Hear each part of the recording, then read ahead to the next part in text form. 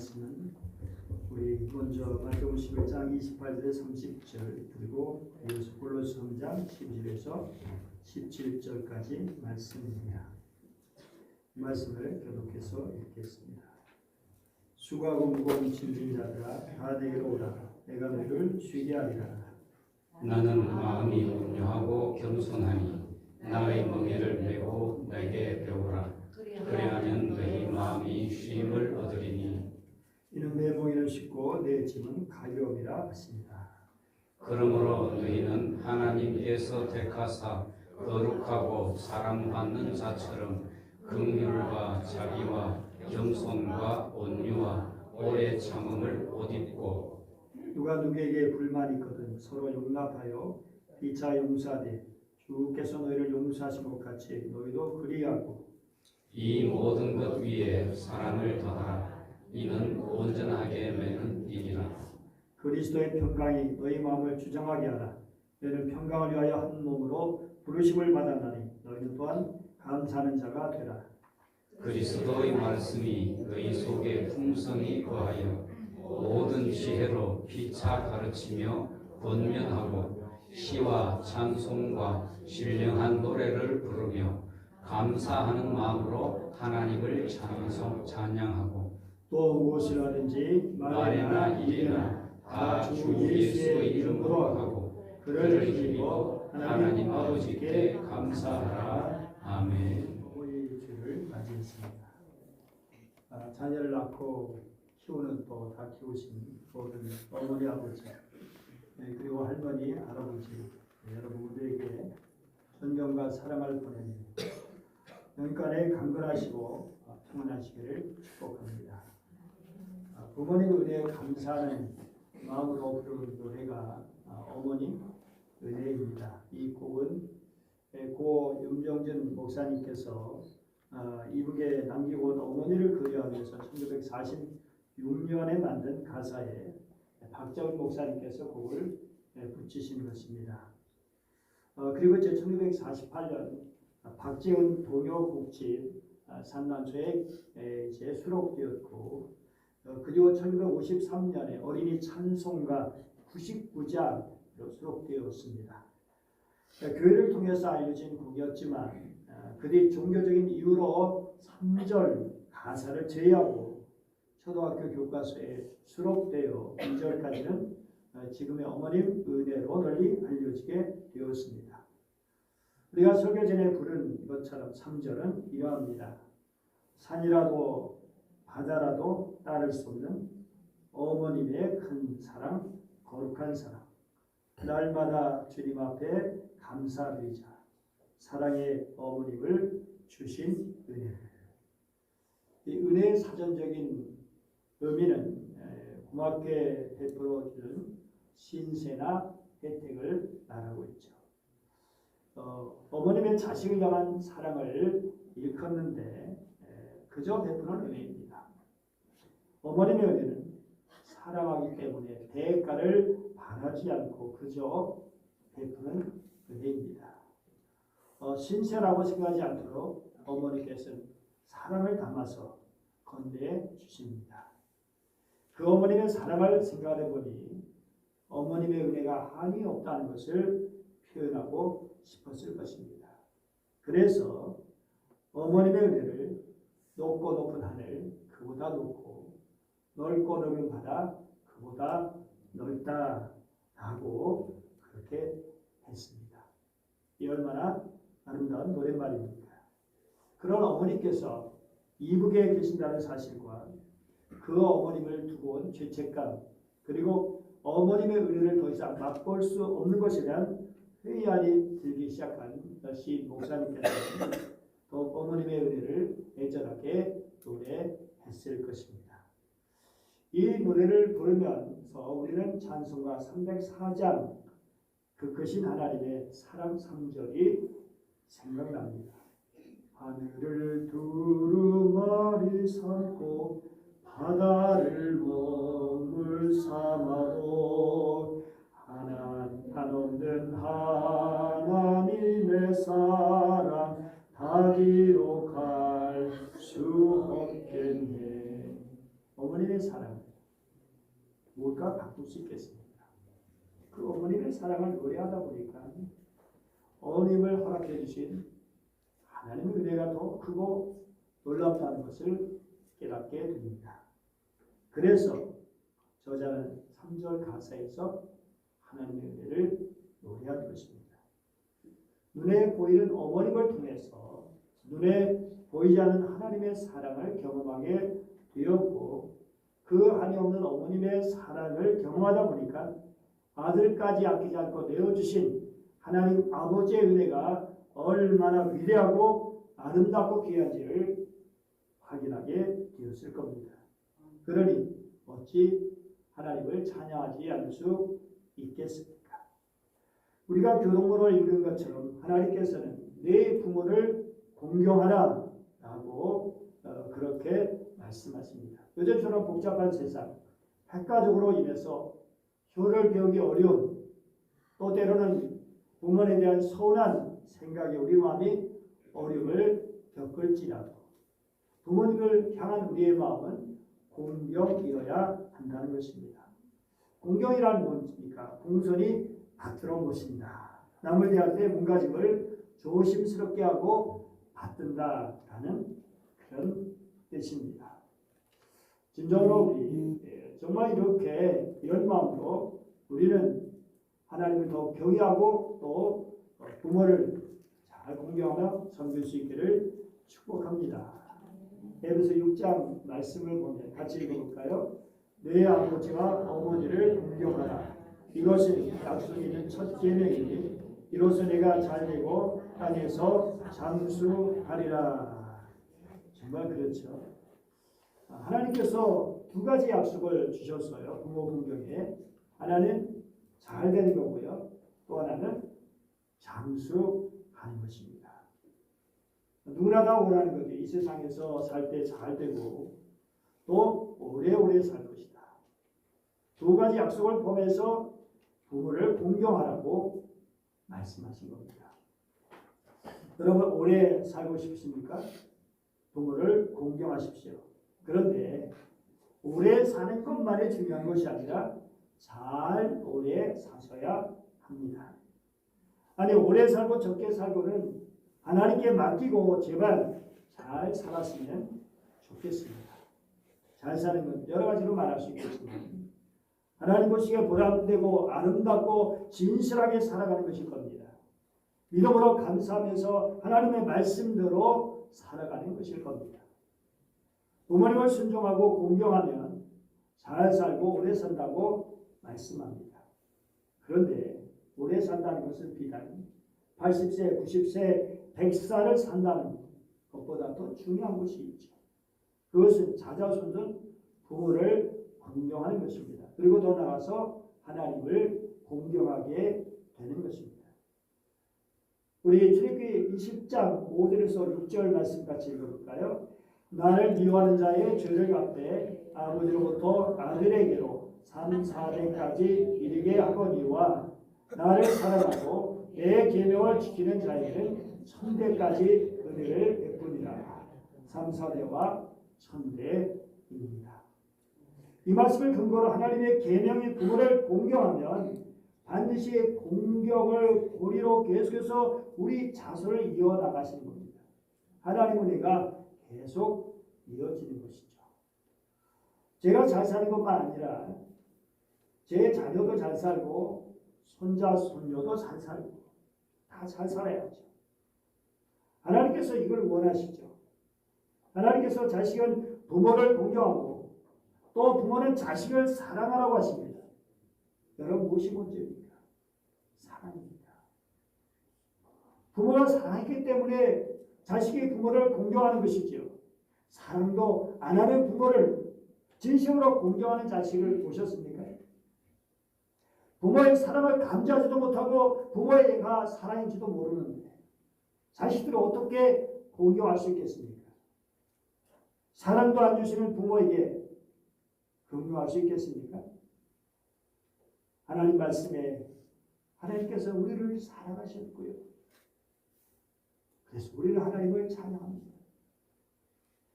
오늘 우리가 왜 찬양합니까? 왜 예배 드립니까? 하나님께서 이처럼 우리를 사랑하셨기 때문이잖아요. 그래서 우리가 감사로 드리는 반응이 예배입니다.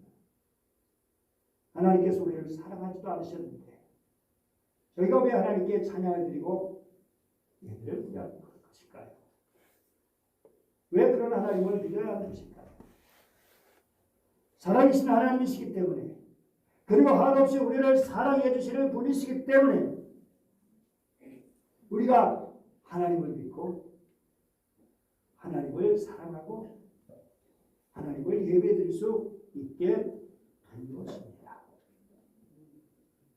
하나님께서 분명히 말씀하십니다. 정말 내가 먼저 너희를 사랑했다. 너희들이 잘나서가 아니다.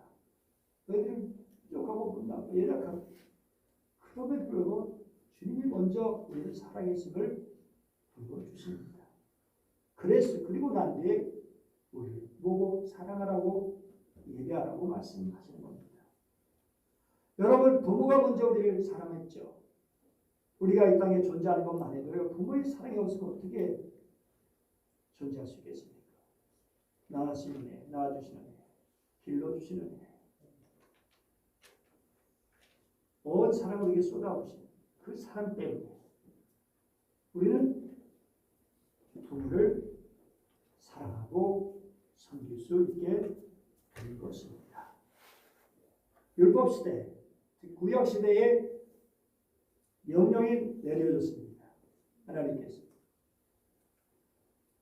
그런데 그 명령이 예수님 오실 때까지 계속 이어졌습니다. 특별히 부모를 공경하라는 명령입니다.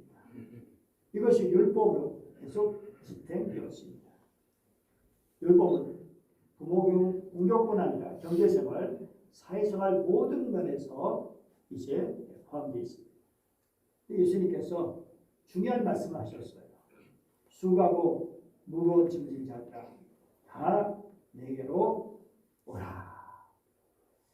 여기 수고하고 무거운 짐진, 우리가 통상적으로 알고 있는 여러 가지 짐들을, 인생의 짐들을 말하기도 하죠. 그러나 동시에 당시 사람들에게는 율법의 짐이라는 것이 있었던 것입니다.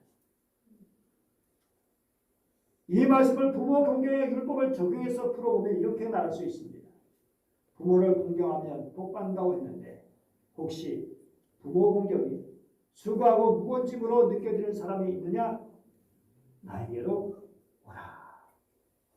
이 말씀을 다르게 말하면 사랑하는 자식에 대한 사랑의 짐이 돼서 힘들다고 느껴지는 사람이 있느냐? 나에게로 오라. 라고 하시는 겁니다. 그야말로 정말 이 말씀은 엄청난 말씀이 아닐 수 없습니다. 여러분 중에 자식 사랑이 짐이 되는 분이 있습니까? 부모 공경이 짐이 되는 분이 있으십니까? 주님이 오라고 하십니다. 안식일에 유대 백성들 하던 일 다 멈추고 먹는 것까지 전날 다 만들었고 밥도 안 하고 아무것도 안 하고 찬송 부르고 기도 안 하고만 허락되었어요. 요즘도 엘리베이터 유대인들 그냥 칸칸이 다 안식일 소개. 그거 안 되면 누구 보고 눌러달라냐. 자기는 못 누르고 이 다른 사람들, 아랍 사람들, 다른 이방 사람들에게 눌러달라고 합니다. 우린 지켜야 되고 당신들은 상관없고. 정말 물론 유대인들 다 그런 건 아니에요. 철저히 지키려는 종교인들 그런 것이죠. 옛날 성전 예배를 드리러 갑니다. 아주 귀한 일이죠. 그런데 그냥 걸어가지 않고 마차를 타고 가는 사람도 있었어요. 그런데 여러분, 마차가 그냥 저절로 갑니까? 누가 끌어줘야 됩니다.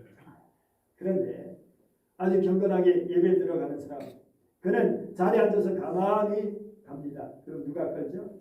마누라. 그러면 여러분, 이렇게 그 안에 타고 가는 사람은 안식일을 지킨 거예요. 그런데 문제는 그 쇠를 모르는 사람은 어떻습니까? 일을 하게 된 거에서 안식일을 위반하게 되는 것입니다. 이게 옳은 법입니까? 이런 규정이 예수님 당시까지 철저히 지켜졌습니다. 가난한 사람은 이를 풀칠하기 위해서 안식일까지라도 일을 해야 해서 율법을 위반한 사람이 되었고, 부자는 가난한 사람을 지켜서 유유히 마차를 타가면서 운전 안 하고 예배를 드려가면서 율법을 지키는 훌륭한 사람이 되는 것입니다.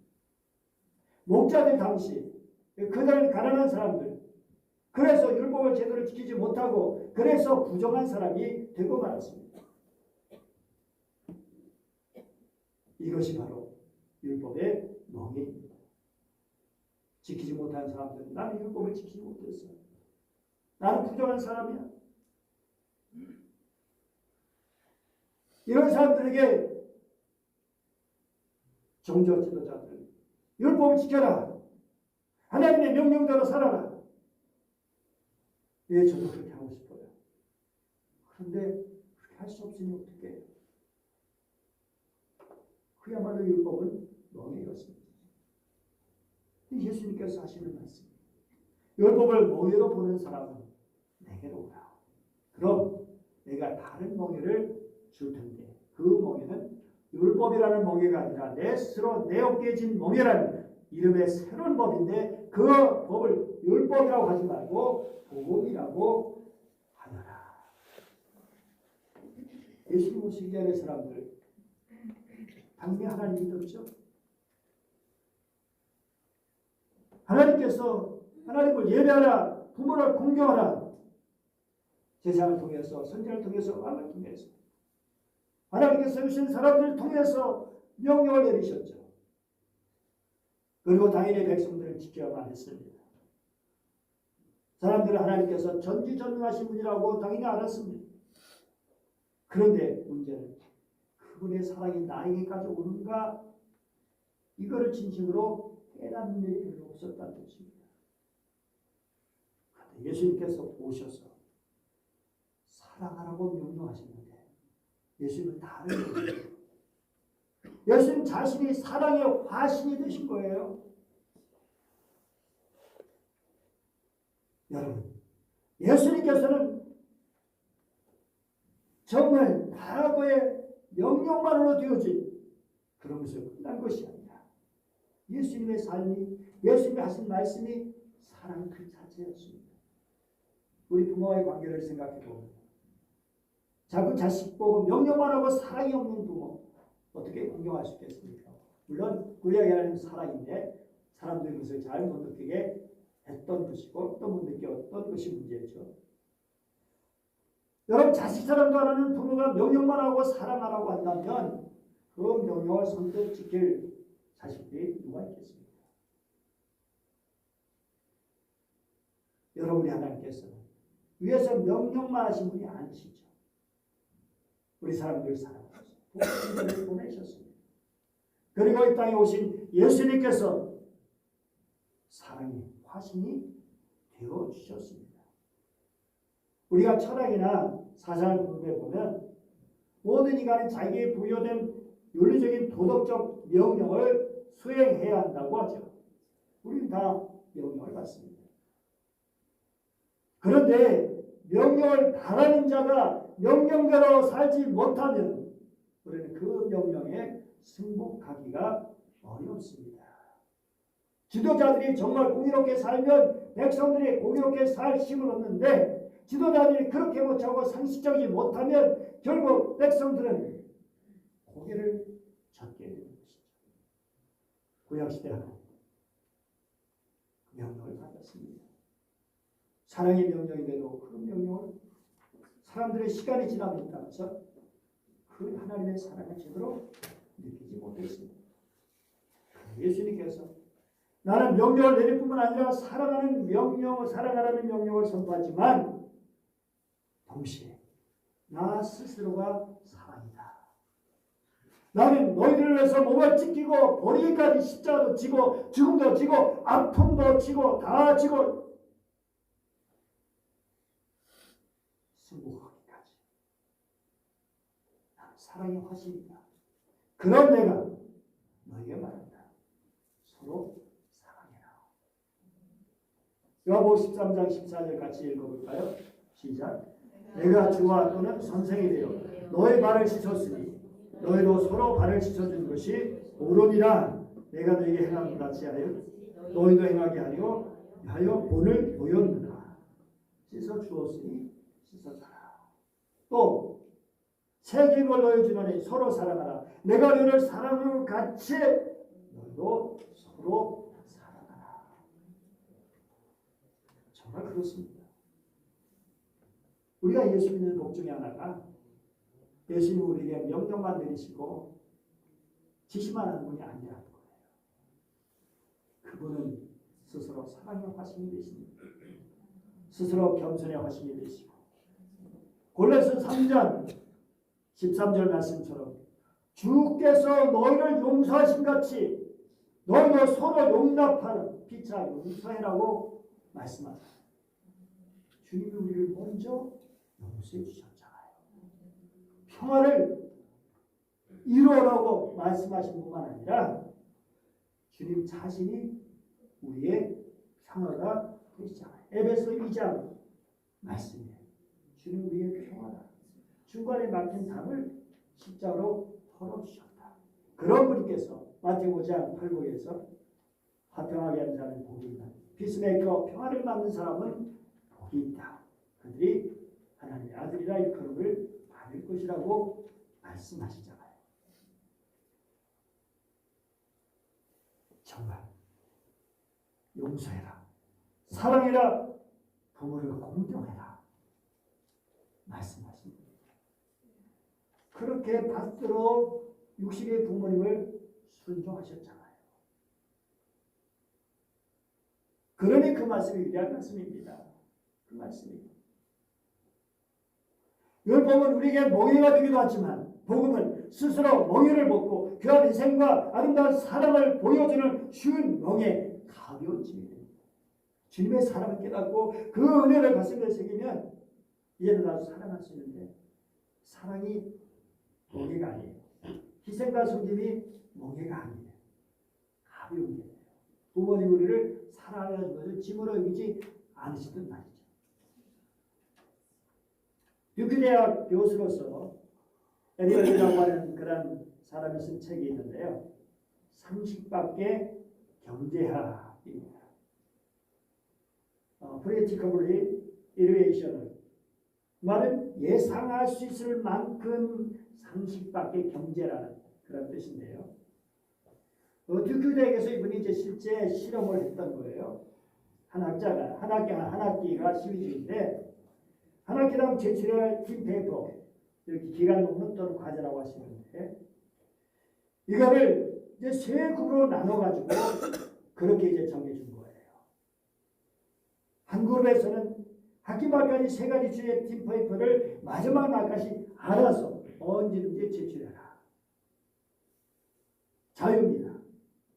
둘째 그룹에는 첫째 주제는 4주말, 둘째 주는 8주말, 셋째 주는 12주 말까지 제출해라. 난 몽땅 묶어서 아무 때나 제출해도 된다. 그리고 마지막 그룹에는 어떻게 합니까? 첫째 주 정말 4주째는 첫째, 8째 주는 둘째, 12주째는 셋째 무조건 음수해서 내야 된다. 그렇지 않으면 감점이다. 자, 그러면 이제 여러분 어떻게 됐을까요? 이 세 그룹에서 어떤 결과가 나왔을까요? 누가 성적이 제일 좋았을까요? 네? 여러분 어떻게 생각하세요? 실험 결과가 어떤 그룹이 제일 좋았을까요? 바로 엄수에서 그렇게 내기한 그룹 정확히 그때 제출했어요. 두 번째는 언제나 자유를 준 그룹. 두 번째 이 학점입니다. 그런데 마지막 완전히 자유를 준 그룹 C 학점을 받았습니다. 여기서 집중하는 시간. 뭐 성적이 다 인생의 전부는 아니지만 중요한 것은 마음껏 자기 편리를 누리다가 마지막에 가서 밤새 마느라고 숙제를 과제를 제대로 못한 거예요. 그래서 점수가 좋을 리가 없죠. 그런데 중요한 것은 이것을 어머니와 연관해 보자고요. 우리가 정말 하나님의 사랑을 받는데 하나님의 사랑을 부모님을 통해서 받게 되는데 또 하나님의 사랑을 생각하면서 우리가 예배를 드리는데, 그런데 여러분, 우리가 어떻게 주님 앞에 그 사랑을 감사해야 하는 것일까요? 적당하게. 그냥 내가 시간이 되면 하지 뭐. 내가 바쁜데 지금 못하고, 내가 또 돈이 좀 생기면 여유가 생기면 하지. 그렇게 밀어놓아요. 그러다가 이제 마지막 하려고 하는데 부모님은 돌아가시고 말았어. 이게 바로 뒷배포 마음대로 떼내느라고. 그래서 마지막 등기도 하던 사람과 똑같은 거예요. 어떤 사람들 하나님께 예배 드리는데, 유럽 사람들 하나님 예배 드리는데 그냥 1년에 한 번 모아가지고 성탄절에 드릴게. 경일 예배도 안 드리다가, 어떤 사람은 그래도 좀 나는 좀 다르니까 부활절 드리고 성탄절 1년에 2번, 마치 요즘 여기 우리나라 사람들 절에 가는 것처럼 그런 식으로 사람이라고. 여러분, 하나님께서 우리가 구원을 베푸는 사랑을 몽땅 주셨잖아요. 그런데 이렇게 예배드리면 어떻게 될까요? 우리가 하나님께 주일 예배도 있고 가정 예배도 있고 우리의 삶이 자체가 예배죠. 그래서 하나님의 사랑을 입면서 늘 감사하면서 주님 앞에 우리 마음을 드리고, 정말 주일 모여서도 예배를 드리고 수요일도 금요일도 드릴 수 있고, 감사함으로 본래 3장 16절 말씀처럼 시와 찬송과 신령한 노래를 부르며 감사함으로 하나님을 찬양하고, 정말 그렇게 드려지는 것이 얼마나 귀한 것일까요? 부모 공경도 그렇죠. 순간순간 마지막 드리겠다. 의미가 없죠. 어쩌면 마지막은 없을 수가 있습니다. 사랑하는 여러분, 우리 하나님께서 우리가 얼마나 사랑을 베풀으셨는지, 그래서 그 사랑을 아는 게 중요해요. 우리가 바쁘게 살다 보면 그 사랑을 잃어버려요. 그런데 남자들 군대 가서 기합 시켜주고 어버이 은혜 노래를 부르게 하면 그때서야 부모님의 사랑이 생각나고 눈물을 쏟죠.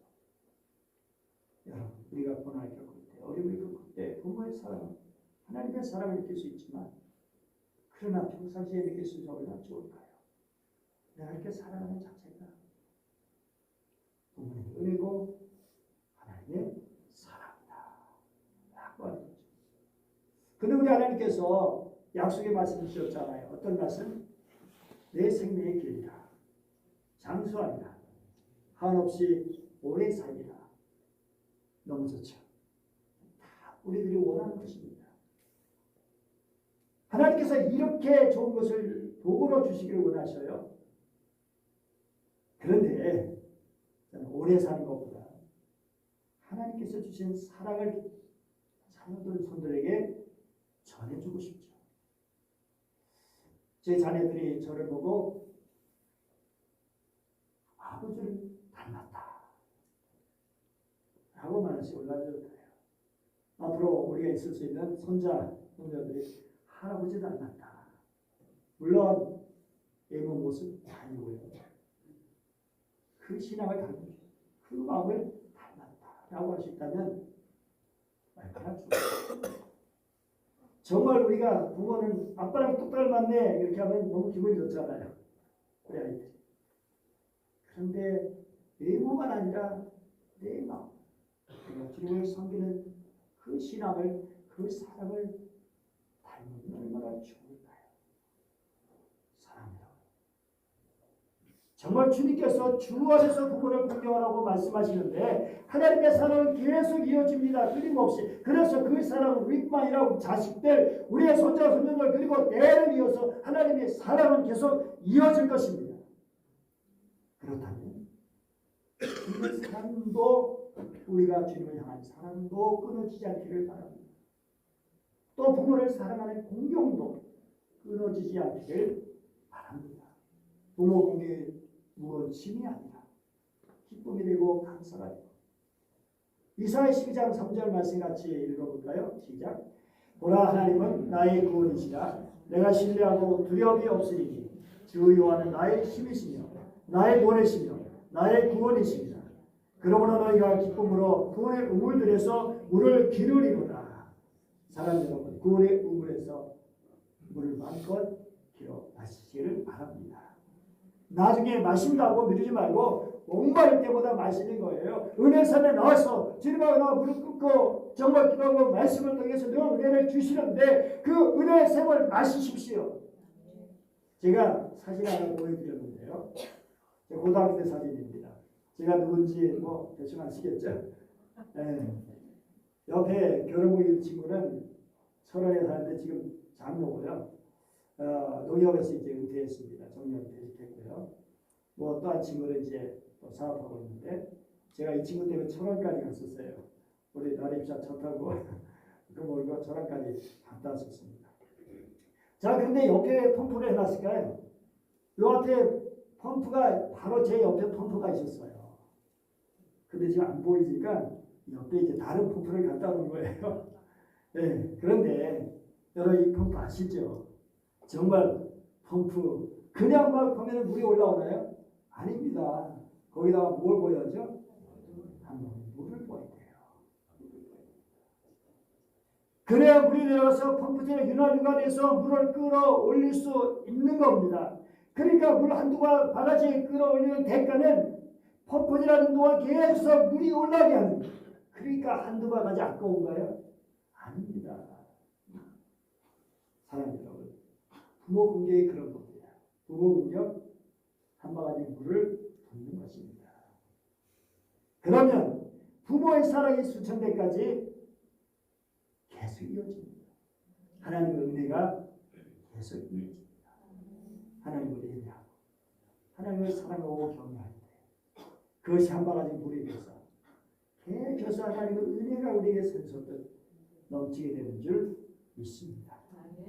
그러므로 여러분 지금 사랑하십시오. 내일도 사랑하십시오. 모레도 사랑하십시오. 지금 이러지 마세요. 부모님을 공경하고 하나님을 경외하고 믿음으로 소망으로 사랑으로 사랑하는 여러분, 구원의 문이 우리에게 있어요. 이제 그 문에 들어가서 그 은혜를 누리면 되는 거예요. 주님의 사랑을. 그리고 부모를 공경함 통해서 부모님의 은혜를 더 새롭게 하고. 부모님이 돌아가셨죠? 안 계시죠? 저도 마찬가지로 이제 장모님 혼자 계시는데 여러분 안 계셔도 이제는 우리가 어른들을 섬길 수도 있어요. 그리고 그 마음으로 사람을 대할 수 있습니다. 자녀를 사랑할 수 있습니다. 더구나 하나님 아버지를 섬길 수 있습니다. 기도하겠습니다. 은혜로우신 하나님 아버지 감사드립니다. 오늘도 저를 사랑해 주시고 말씀을 주시기 감사드립니다. 하나님 아버지 감사합니다. 주님께서 우리를 얼마나 사랑하시는지 그 사랑 감사드립니다. 또 부모님을 주신 사랑 감사드립니다. 그런데 우리는 그 사랑을 잊어버릴 때가 많습니다. 바쁘다고 이런저런 이유로 하나님의 사랑도 잊어버리고 부모님의 사랑도 잊어버리고 그래서 제멋대로 살아가다가 또 어느 순간 그렇게 또 깨달을 때도 있습니다. 주님, 우리의 마음을 들어주옵소서. 주님의 사랑을, 부모님의 그 사랑을 늘 간직할 수 있게 해주시고 그런 아름다운 공경 경애가 한 바가지 물이 돼서 하나님의 은혜를 부모님의 사랑을 또 계속 아름답게 우리 가슴으로 느끼며 대대손손 자자손손 하나님이 주시는 은혜와 복을 누리는 복된 주의 백성들 되게 하여 주옵소서. 주 예수 이름으로 기도드립니다. 아멘.